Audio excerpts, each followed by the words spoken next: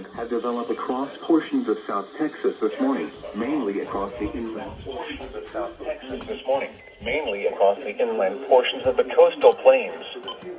Expect visibilities generally 1 mile or less, with a few locations seeing visibilities 1/4 mile or less at times. Rapidly in a short amount of time. Traveling as visibility may change rapidly in a short amount of time. Between your vehicle and use low beam headlights and leave extra distance between your vehicle and others on the road. Observations. The Laredo climate summary for yesterday, That is August interesting. 2nd,